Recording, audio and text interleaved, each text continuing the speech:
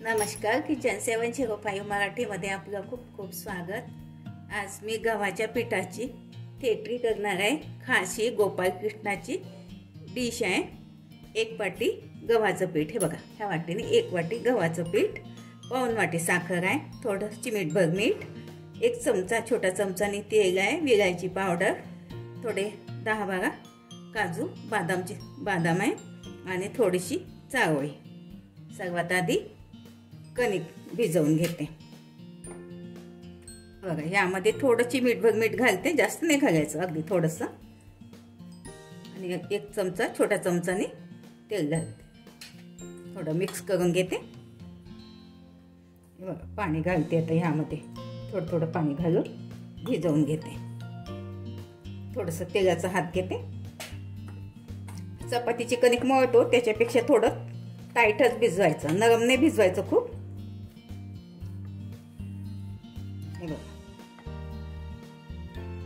हे बघा आता याची मी करून दाखवते तुम्हाला।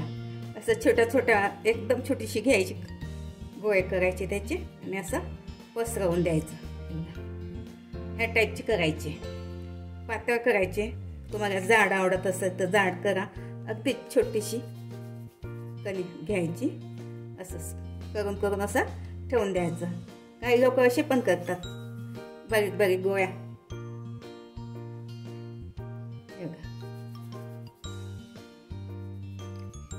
गोपाल कृष्णासाठी याची खीर बनवायची आहे। हे बघा तेल ठेवलं गरम करायला। हे बघा असं करून करून असं मोकळं मोकळं ठेवून द्यायचं। थोडी पीठ असं गुळकवून द्यायचं, म्हणजे ते एकमेकाला चिपकत नाही। सोबतीला कोणी असलं करायसाठी तर लवकर होते, एकटीला वेळ लागते थोडा। आता बघा तेल ठेवलंय गरम करण्याकरता, थोडे थोडे घालते याच्यात। हा आता चिपकले दिसले तरी ते तेलामध्ये मोकळे होतात।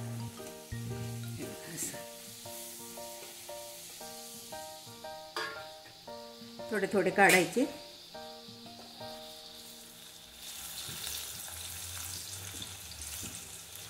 बघा माझं चॅनल प्रथमच बघत असाल, चॅनलला सबस्क्राईब, बाजूला बेल आयकॉनला क्लिक करा, त्यामुळे काय होईल, माझी नवीन नवीन रेसिपी तुमच्यापर्यंत पोहोचतील। मीडियम गॅसमध्ये काढून घ्यायची, थोडा याचा कलर चेंज होईपर्यंत तळून घ्यायचं। हे बघा असा कलर काढायचा, खूप जास्त लाल पण नाही होऊ द्यायचे, खुसखुशीत येते छान। तुम्ही असे करून पण खाऊ शकता, छान वाटते। दुसरे पण टाकून घेते।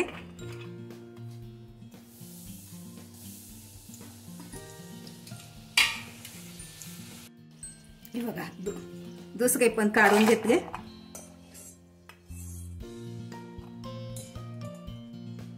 हे बघा कढई ठेवली, थोडं पाणी घालते,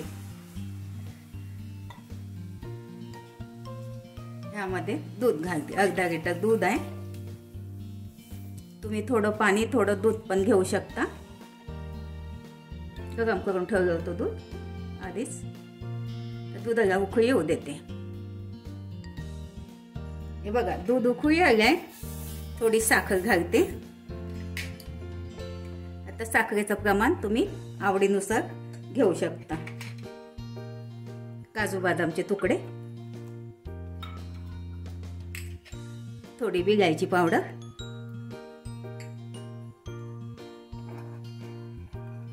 हे बघा थोडी चारोळी,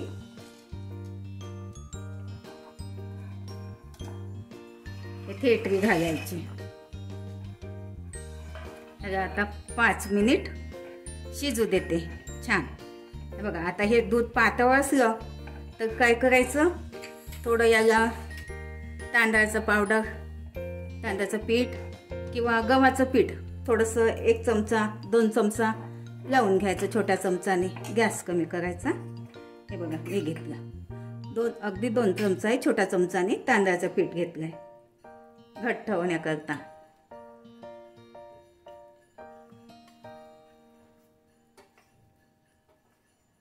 हे बघा तांदळाचं पीठ भिजवून घेतलं, थोडं थोडं लावून घेते, असं मिक्स करून घ्यायचं। म्हणजे लवकर घट्ट येऊन जाते. बघा थोडे केसरचे धागे घालते.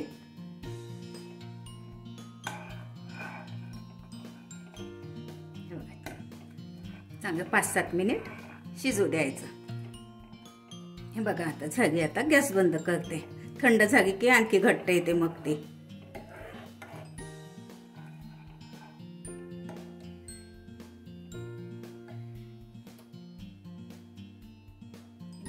बाउलमध्ये काढून घेते.